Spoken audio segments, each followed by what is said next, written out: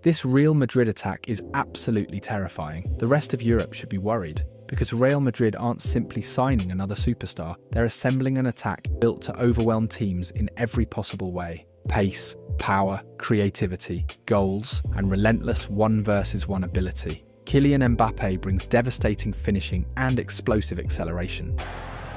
And Mbappe! Jude Bellingham arrives from midfield with the timing of an elite striker. Vinicius Jr. remains arguably the most dangerous dribbler in world football. And now comes Yan Diomande. Of the highest order, still Diomande! A fearless young winger whose pace, unpredictability, and ability to beat defenders could add an entirely new dimension to Madrid's attack. On paper, it already looks frightening. Mbappe, Bellingham, Vinicius, Diomande. And if you add players capable of constantly joining the attack from deeper areas like Bernardo Silva, Denzel Dumfries, and Marc Cucurella, this team almost doesn't seem fair. But here's the most important part. Great attacks aren't created by collecting great players. They're created by finding the right manager. And Real Madrid may have found exactly that man. Jose Mourinho arrives at the Santiago Bernabeu after 2 trophyless seasons, determined to restore the standards that once made Madrid the most feared team in Europe. More discipline, less ego, more intensity, less individualism. Everything points towards a completely different Real Madrid. Because if there is one thing Mourinho has mastered throughout his career, it is building devastating counter-attacking teams. Every tactical principle inside his system exists for one purpose: recover the ball, attack immediately, punish the opponent before they can recover. And when you look at the players now available to him, it almost feels as though they were built for this style of football. Mbappe attacking open space, Vinicius carrying the ball over long distances, Bellingham bursting through midfield, Diomande destroying isolated fullbacks. That combination could become almost impossible to stop in transition. We've seen this story before. In Real Madrid, I had my best team in direct counter-attack because I had young Di Maria, young Ronaldo, young Higuain and young Benzema. We killed everybody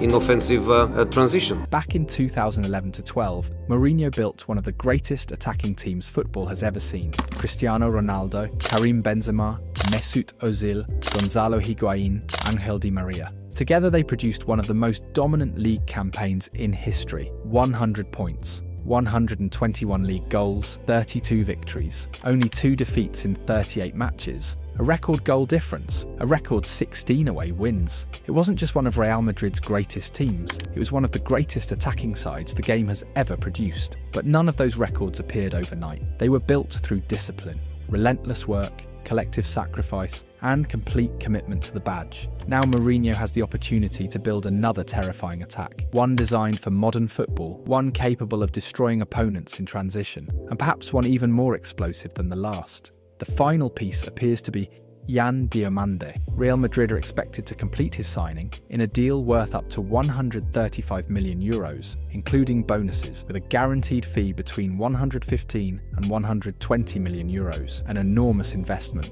Which leaves one enormous question: is Yan Diomande really worth that kind of money? Will he be the missing piece that finally allows Real Madrid to take back Spanish football from Barcelona? Or are we watching the birth of another Galacticos 3.0 project? Let's find out. Before judging whether Yan Diomande is worth more than 100 million euros, you first have to understand the manager who wanted him, because Jose Mourinho isn't returning to the same Real Madrid he left in 2013. Back then, he managed 178 matches, won 127 of them, and averaged an outstanding 2.30 points per game. But almost 14 years have passed since then, and football has evolved, so has Mourinho. The biggest change he brings isn't tactical, it's philosophical. Real Madrid are expected to move away from the possession-heavy approach seen under Álvaro Arbeloa and Xabi Alonso and return to something far more direct, vertical and ruthless. For Mourinho, possession has never been the objective. It's simply a tool. The real objective is reaching the opponent's goal as quickly as possible. And if there is one player perfectly built for that philosophy, it's Yan Diomande. The 19-year-old exploded onto the Bundesliga scene during the 2025-26 season, scoring 12 goals, providing 9 assists, and winning the Bundesliga Rookie of the Year award. But those numbers only tell part of the story. No player attempted more dribbles than Diomande. No player won more 1-versus-1 duels, succeeding in 55% of them. He also led the Bundesliga with 3.6 successful dribbles per game, comfortably ahead of his teammate Antonio Nusa, who averaged just 2.2. Even more impressively, he completed around 60% of his dribbles, an elite success rate that actually surpassed Lamine Yamal's. Unlike many high-volume dribblers who constantly lose possession, Diomande attacks defenders while keeping remarkable control of the ball. The comparison with the Bundesliga's other elite wingers makes that even clearer. Michael Olise averaged 2.0 successful dribbles per match with a 47% success rate. Luis Diaz averaged 1.9 with 49%. Diomande outperformed both by a considerable margin. That doesn't necessarily make him the most technically gifted dribbler. Olise remains superior in tight spaces. What separates Diomande is something different: his acceleration. He doesn't beat defenders with tricks, he beats them by exploding into space before they can react. His finishing is equally fascinating. Although he generated fewer chances than both Luis Diaz and Olise, his finishing efficiency was significantly higher. Diomande converted 22.64% of his chances compared to 17% for Luis Diaz and 14.85% for Olise. Normally, such overperformance is difficult to sustain in a different league, but it also suggests something very exciting. If Diomande can produce those numbers in a team creating relatively few chances, imagine what could happen surrounded by players like Mbappe, Bellingham, and Vinicius. Which brings us to Mourinho's system. His preferred 4-2-3-1 has always relied on devastating transitions. Everything his teams do, with or without the ball, is designed to create fast counterattacks before the opposition can recover. Diomande looks tailor-made for that role, capable of playing on either wing and reaching 36.3 kilometers per hour, the 5th highest speed in the Bundesliga. He has exactly the profile Mourinho loves: direct, explosive, and lethal in open space. That naturally raises another question. What happens to Vinicius Jr.?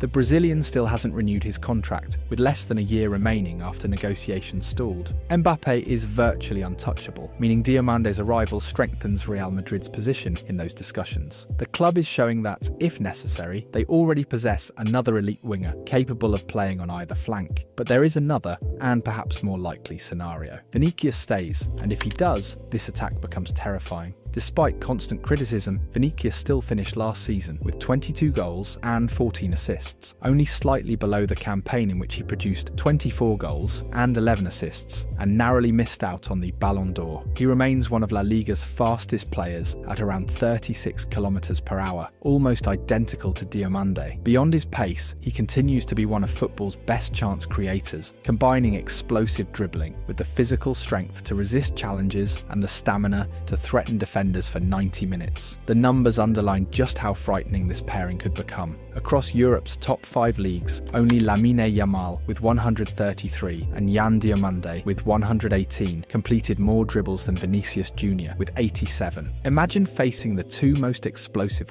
versus one wingers in world football, one attacking from the left, the other from the right, in a Mourinho counter-attacking system that isn't simply fast. That is a nightmare waiting to happen. If Real Madrid had one major problem last season, it was the absence of a true creative midfielder. The departures of Toni Kroos and Luka Modric left a hole that Arda Güler, Dani Ceballos, and even Jude Bellingham were never able to fill completely. That is why Mourinho's return to a more traditional 4-2-3-1 could be so important. It doesn't simply give Madrid greater tactical clarity, it could finally place their best attacking players in the areas where they are most dangerous, and nobody needs that more than Jude Bellingham. During his first season at Real Madrid, Bellingham was extraordinary. He finished the 2023-24 campaign with 23 goals and 13 assists in all competitions, including 19 goals and 6 assists in La Liga, 4 goals and 5 assists in the Champions League, and 2 additional assists across the Spanish Super Cup and Copa del Rey. Those numbers weren't accidental. Under Carlo Ancelotti,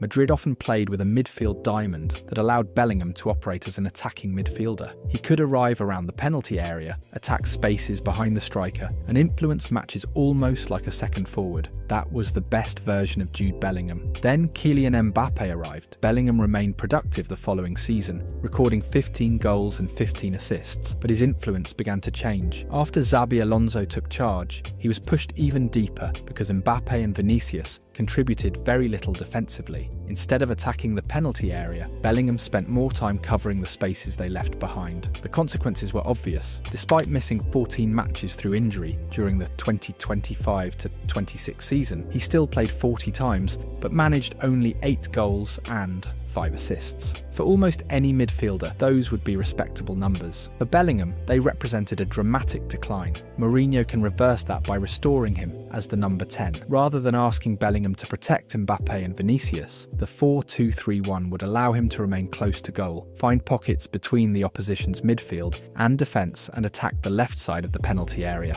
That zone has always been his natural territory. During the 2023-24 season, Bellingham regularly occupied the left half space before bursting into the box. Almost all of his goals during the 2026 World Cup also arrived from similar areas. His greatest weapon isn't only his physical power, it is timing. Bellingham often recognises an attacking opportunity before the defenders understand that danger exists. He sees the empty space, begins his run, and arrives before the defensive structure can react. That makes him devastating in transition. And Mourinho has always valued technical quality in the number 10 position, even when his wide players were chosen primarily for pace, intensity, and directness. At Real Madrid, Kaká and Mesut Ozil were the creative minds behind the striker. Bellingham can now become that player. But unlike a traditional playmaker, he also gives Mourinho power, pressing, ball carrying and goals. The arrival of Yan Diomande makes this even more dangerous. With Vinicius attacking from the left, Diomande from the right,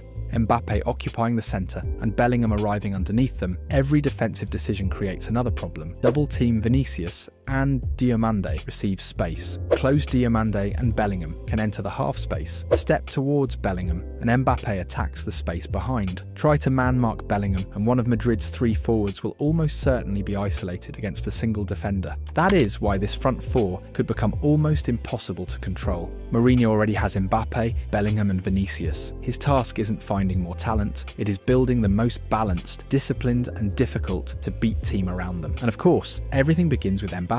The Frenchman won the 2025 European Golden Shoe after scoring 31 league goals. He then produced 10 goals at the 2026 World Cup, claimed the tournament's Golden Boot and moved to a record 22 World Cup goals. At club level, he finished the 2025-26 season with 42 goals and 7 assists in only 44 appearances. Mbappe is quite simply the most devastating goalscorer in football. But there is a contradiction Mourinho must solve. He is also one of the least successful members of the Real Madrid squad in terms of collective trophies. His individual numbers are extraordinary, the team around him has not been. That is why Mourinho's greatest challenge may not be tactical, it may be managing the hierarchy inside the dressing room. He faced something similar during his first spell in Madrid. That squad contained Cristiano Ronaldo, Karim Benzema, Kaká, Sergio Ramos, Iker Casillas, Marcelo, Pepe, Mesut Ozil and Xabi Alonso. Mourinho never treated reputation as immunity. Me contrataron para ser entrenador de fútbol.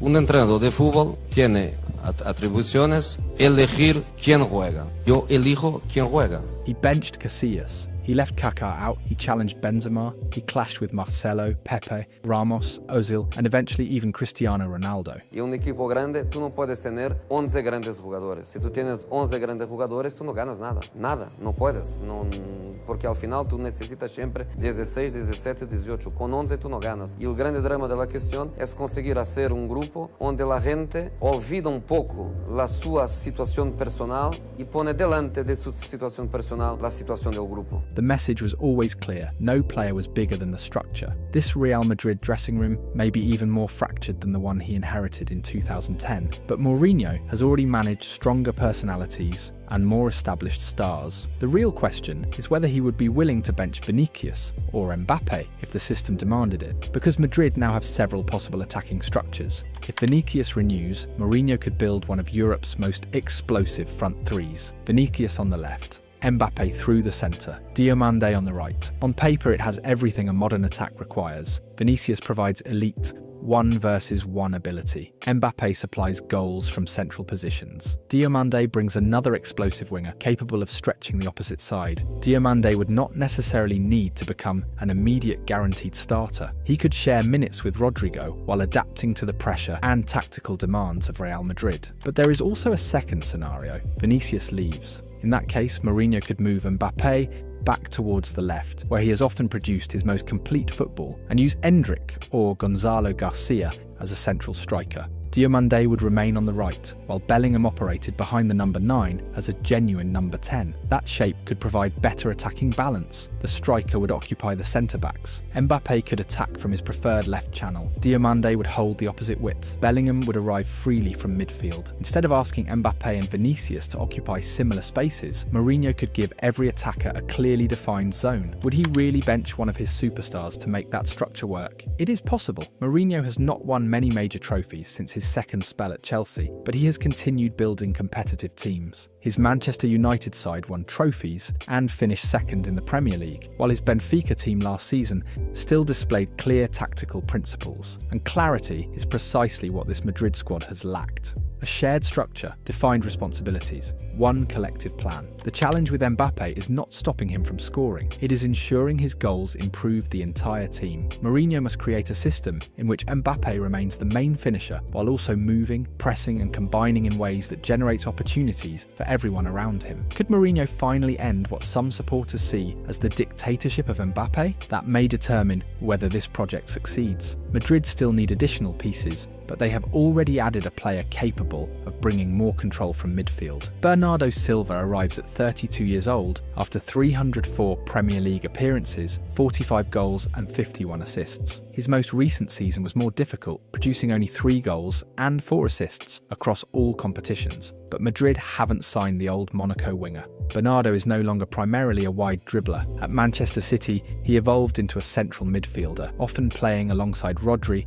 and helping the team control possession, escape pressure, and dictate the rhythm of matches. That is likely to be his role in Madrid. The right wing belongs to players like Diomande and Rodrigo. The number 10 position should belong to Bellingham. Bernardo therefore makes more sense alongside Aurelien Tchouameni in the double pivot. He could become Mourinho's new version of Modric, not necessarily a starter in every match, but a technically secure midfielder trusted during the most important moments. He can slow the game down, help Madrid escape pressure, connect defence with attack, and provide the control that a team full of vertical players desperately needs. Then there is Marc Cucurella, and perhaps this really is destiny. The greatest left-back in Real Madrid history became famous for his enormous afro. Now Madrid are adding a World Cup winning left-back, arguably the best in the world, with an equally unmistakable hairstyle. But Cucurella offers far more than personality. He provides speed, depth, aggressive overlaps, quality crosses, and the energy to support Mourinho's counter-attacks for 90 minutes. With Cucurella arriving from the left, Dumfries attacking from the right, Bernardo controlling the centre,